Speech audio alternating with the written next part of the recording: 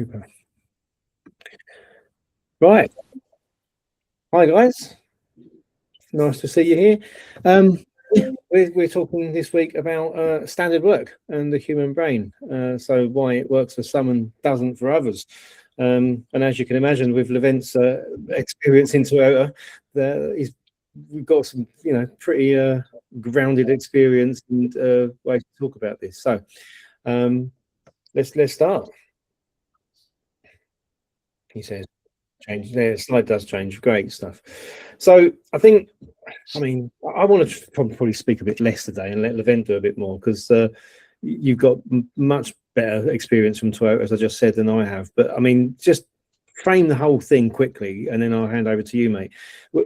We want to implement standard work to reduce variation. Everybody knows that, because if we do things the same way each time, we've got much more control. But I think sometimes there's this expectation that just being clear on what to do is going to create performance.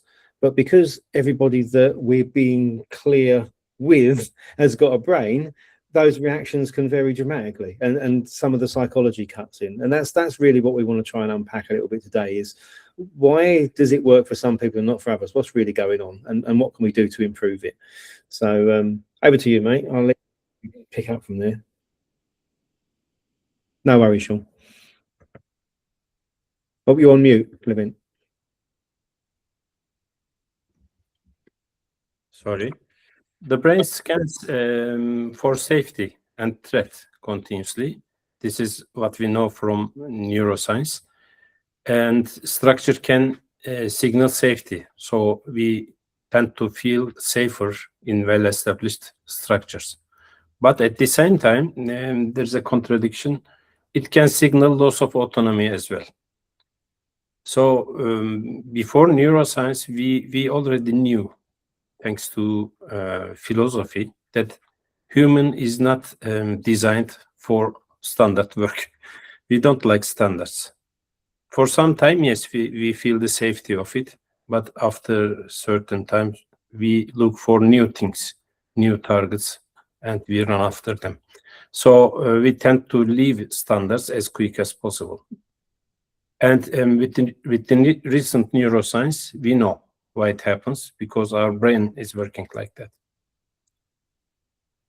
And while the stability is reducing uncertainty, and it has a calming effect on many people, it also creates psychological safety, because if you are in the standard zone, you can be sure that nothing bad will happen, especially if you think about work safety. Having a safe work is a very narrow space in the general space. You are safe only if you are in that space. Beyond that space, beyond standard space, there can be millions of different risks that you cannot estimate or predict. That's why when we are in that standard zone, we feel safe. It also clarifies expectations, because if you have a standard, what is expected from you, in what time, in which quality, is clarified. So you know that if you can satisfy these things, then it will be okay. Also, it supports cognitive ease, because as you repeat standardized actions, it becomes day by day a second nature to you. So you don't need to allocate your cognitive resources to anything in standardized work. Your body just does it automatically. So with the released amount of your brain, you can think about some other things, like innovative things.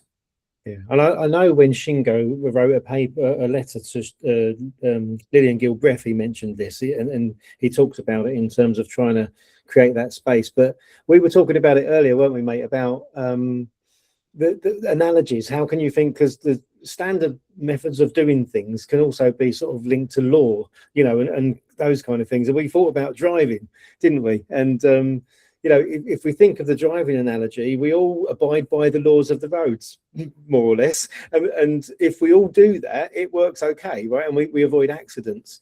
But when somebody decides they're not going to stop at the red light and go through the junction, or doesn't go in order at the roundabout, we crash. And it's the same thing in principle as having standards, isn't it? If you've got this standard way of doing something and everybody abides by it, then you can assess the feedback accurately. But the more important thing is that, you know, when we see the red light change, we automatically start reaching for the brakes and changing down gear and start slowing down a little bit. If we've got those same kind of feedback mechanism through the visual management, the standards in our organizations, that cognitive load goes. We're much more relaxed.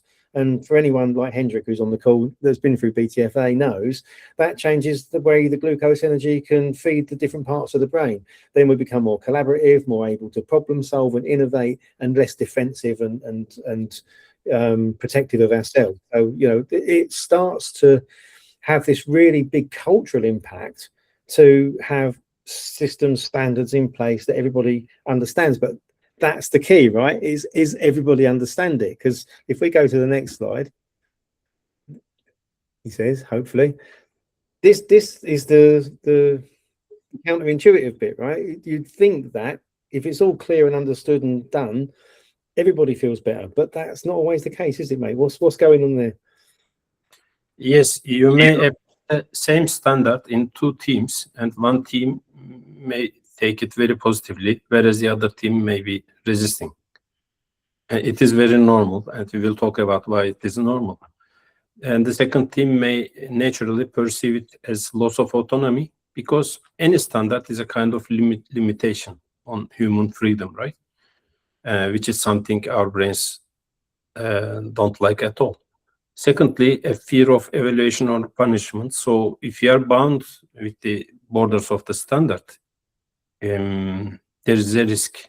If we move beyond standards, we can be punished, etc., which is something our brains, again, don't like. And it can be an identity threat, because we may be judged, our actions or results may be judged based according to standard and may be found bad or wrong, and reduced ownership. It's about control. If what I need to do is dictated by other people, why should I take the ownership of it? I have to follow it anyway, kind of thinking may come. And all this thinking is entirely normal, because our brains are designed to think like this. You gave the example from traffic lights. You can be a person who is following all the laws, all the rules, all the standards, but in the middle of the night, when nobody is there at 4 o'clock in the morning, your brain is saying probably, why am I stopping here? Nobody is here. Why don't I pass, right? And we should understand that the brain is working like this, and it is very easy for people to bend or break standards. Absolutely. So there is something else which guarantees the ownership of standards. Yeah, and that's so frustrating, right? When you've got, if you're, you know, a capable driver and and like you say, you get stopped at a red light. How frustrating is that when you know there's nothing else coming? If you were able to make your own decision, you could proceed and get further with the journey faster. That's the same kind of restrictions that people suffer when standards are in place in business. And if it doesn't make sense to them, and they don't agree with, they don't believe in why that rule exists, so for the benefit of everybody, they feel put out when it affects them as an individual level. It reminds me of what was in Bertrand Russell's big thick book called the History of Western Philosophy, and he said, you know, the oboe always has to be subservient to the first violin. You know, you to get harmony out of an orchestra, you don't just everybody play notes. You have to know when to stop, and you have to know when it's your turn. You know, and it's the same principles throughout all of life. If you get that right, then you get harmonious performance. If you don't get that right, if people don't know when to stop, or the laws, you know, the rules don't let them know that this is the right place to stop, then it just becomes chaos, like you said. But that autonomy piece as well, the first bullet point there, it's a bit, I always think of bowling, you know, because my little boy, he loves going bowling with us, but he always puts the barriers up because he can't control the ball yet. But if you know, like my oldest daughter, is somebody that likes to spin the ball and just go off the edge over the gutter before it comes back in and curves and gets your strike, then those barriers, that what the lane you've got to bowl in is restrictive. So it's you know, that self-determination theory, how people respond to being able to make their own choices about how to approach something, all needs to be part of our considerations when we're setting standards. So let me go back on there and click. So, I mean, recap on some of the things we've just said there then. We have got, a response to autonomy that's part of a standard wiring and firing pattern in human brains.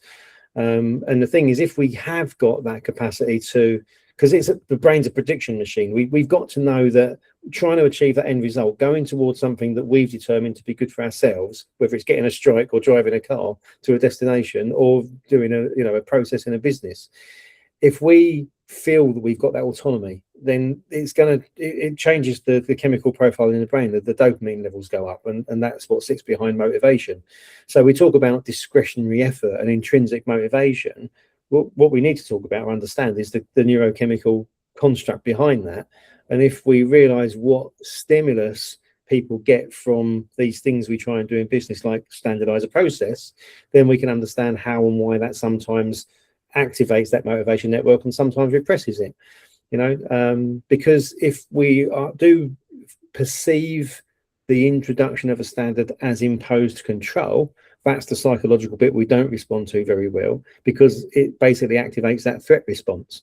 And as soon as we've got a threat response, we're talking about the HPA axis, which is the hypothalamus, pituitary gland, adrenal glands. That all kicks off, cortisol levels rise, gets across the blood-brain barrier, changes that chemical profile in the brain, and then people are starting to shut down. They're not so innovative. They can't adapt so well. So, we've got to be very careful about what we see as a good introduction of a new method, whether that's a standard or anything else, and what that can and can't do to human brains. When we understand that, we know what the solution looks like, if I can get my teeth in, to get it right, because of that reduced cognitive flexibility that high cortisol level demands, and that's all normal, that's all natural, that's what we're dealing with in all people at all times. We just don't consider it overtly in our approach to change in business very often.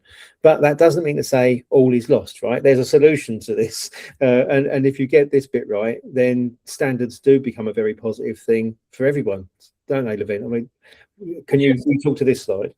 Yeah, returning back to autonomy, for example.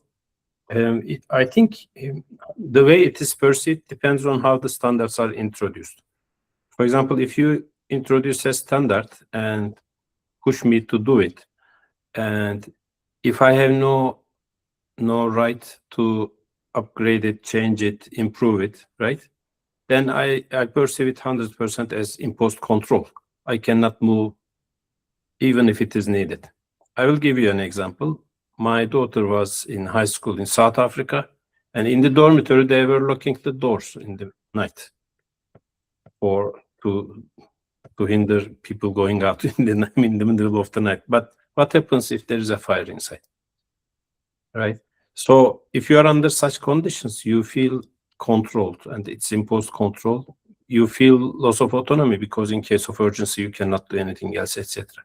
But compare it with the other team where they are involved in preparing standards, and they have right to change standards. But the way to change standard is also standardized. You cannot change it alone. If you have an idea, you can always present it. It will be discussed. Related people will know it. And if it is approved, it will be recorded and improved, changed. In this case, any operator, any employee can think that if he finds a better way of doing it, he can change it.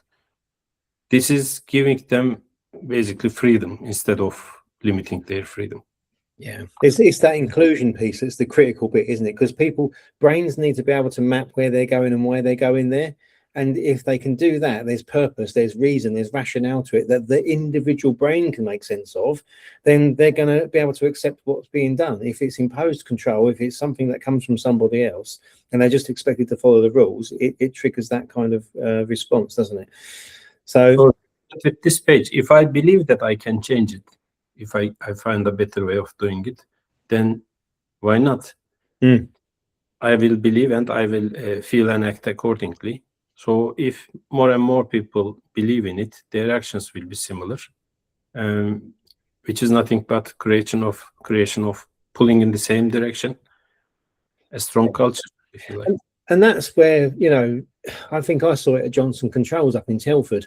the guys there, when they had their standard operating procedures, their standard work for a process. It was on a big press, not big, it was only 120 ton or something, but it was a press, and on that they laminated the SOP, and the operators were allowed to write on it through the week on the bits that they thought needed to be improved or could be done differently. And then the production engineers came around at the end of the week, and if they agreed and after they had analysed the suggestions, updated the standard operating procedure. It's that, but you've got to create the system so that it supports the autonomy, so that people believe that they're valued and valuable and can contribute. That whole mechanism that sits in brains for people, if that's not it's supported systematically and people are given that capacity to contribute, they're not going to believe that that's their role or part of their normal job function. Then that's when change is going to become a project, something that's on top of what they've got to do normally, and when it's going to slip away after they go back to doing work like they've always done it. We've got to see this from a systems point of view, and if we don't and include the human biology that's at work as part of the system, we're just going to keep making the mistakes we've been making for the last 30 or 40 years in industry, which is to try, if you think about the CI respect pillars from the Toyota way, we focus on the continuous improvement pillar, and we do the tools and the training and the execute and the logic. If we don't get that respect for people bit right, which is what we operationalize and codify with BTFA, you just not see that whole thing as a system, think that you can just do half of it and get the results. It's never going to work, and it hasn't. People have been struggling with this for decades. So let's just start thinking about wrapping up then, because we've got a few minutes to go. I said, you get this neurologically right, and you're in a much better place. And I think this is the sort of 4-step, if you want to try and make one of those 4-step things out of it, way to get it right. The first thing is, we said about inclusion, explain the purpose, not just the steps. The individual brain has got to be able to rationalize the reasons why it makes sense to have a standard and adhere to that standard for themselves. So you get that participation, and you get them involved in the creation of it as well, and the refinement, like I've just said about Johnson Controls SOPs, and you're going to be in a much better place, because the brains then are in the right chemical state to be able to have all those traits you're looking for: ownership, responsibility, collaboration over things, etc., problem solving, critical thinking. All these things are enhanced when brains are in the right state, and we've got to apply the process steps, the logic, in a way that gets brains into that state rather than the opposite, and that defensive away from response. Preserve that micro autonomy within the structure. That's what I was just talking about as well, with that capacity to contribute, the ability to change the standard, to feel that you're not just got this control imposed upon you, and there's still some aspect of self-determination that you're allowed to exercise. If you don't get that right, people are just going to just switch off and turn off, and then they leave. Then you've got to do all the training all over again. It got all these knock-on costs and effects on the business that reduce for performance, but also make sure that it links to not just to the process, but to the identity. Part of the job role. What are we here for? What is it that I'm expected to do and I want to contribute to? When that becomes part of your identity, that it's to follow a standard and contribute to the continuous improvement of that standard, that's when we get in a good cultural space. If we don't get that response in people naturally, it just doesn't work, and we've got far too much evidence to prove that. Did you want to add anything there, Levent? What you were saying reminded me something, I think, which is critical. One of the most difficult areas where we apply standards is safety, and we had some discussions, I remember, with Hendrik about it. The critical question is, who is safety for? Is it for company and for employees? And if you ask this question, everybody says, of course it is for employees, but in fact it is not. It is to prevent lost time, headaches, etc., right? And even all these KPIs are designed to measure these things. But if you make safety for company, nobody believes in you, right? They just think you are doing it for yourself, not for myself. You are not genuinely thinking about myself. This is the point where they don't believe you. If they believe something else, and they will not take the ownership of that belief, and they will not act accordingly. It will be just compliance. They will not just use preventive equipments or follow the standards. But if you really make it them for them, and they will get the ownership of it, and they will improve it in time. Yeah, and that is summed up there. I think you aim for stability through standards and process control without the belief in it, and you're going to get compliance. And that only gets you a certain amount of capability in a human being. You get stability and control with that belief in why it's important and why people have got to go in that direction for the benefit of all, the whole orchestra, to get the harmony. Then the performance goes through the roof, because you move beyond compliance and you get commitment. So it's yeah, it's a very obvious model once you see it through the neuroscience lens, and but it's something that we've been missing for so long in industry, that language just isn't there. And that's why we strongly believe that as soon as you add the neuroscience, you understand what that process and mechanism is that's at play when we're doing all of these practical process-based things in businesses, why we get better results. So I think, wrapping up, because we're dead on time, if we're implementing standard work, ask those questions that you can see on the screen there. What do teams believe about this structure? And therefore, how do they feel? Because we know BTFA, you believe something, you've got a wiring pattern, it fires, it leads to chemical release, which is our emotions. And it's the emotions that affect the action. So if you don't understand how teams, or what teams believe about the structure and the approach, there's so many different different responses that you can be triggering in people and completely miss it. So the next thing is, what you're doing, does it signal safety or control? And in its design, in its application, where can you preserve autonomy, so those people are still getting the things they need for their brains to feel valuable and able to contribute? If you want to know any more about it, guys, get in touch. Email's there, but you've got our contact details anyway, for those that are on the call and for anybody else watching this after. Next month rather, April, we've got a double length edition. We've got a good topic coming up, so keep your eyes peeled for that, and we'll see you then. So good. Excellent. Thanks, David and Levent. Yeah, very, very good. It's a shame there isn't a few more minutes to go over, so we'll reach out later and share. So a double length session next time would be really good, because there's times we could contribute to this. Oh no, there's not. I know you had lots to get through, but yeah, very good, very thought-provoking. And yeah, and this is what we're doing now. We've got somewhere to explain it, so very useful. Thanks for that. Great stuff. Thanks, Sean. Same here, super good. Also very nice seeing you again, and I've been off the radar for a few weeks, so happy to see you again. And it's a brilliant reminder of some topics that I'm discussing currently with my fellow leadership team members. So super good input for insights. Brilliant. Let's set up calls then, guys, and have a proper catch up and a chat, and we can take anything forward. And we've got some new materials, Hendrik. We'll show you some new materials, so it helps position what we're doing. Perfect. Thanks a lot. Cheers all. See you soon. Goodbye. Guys. Bye.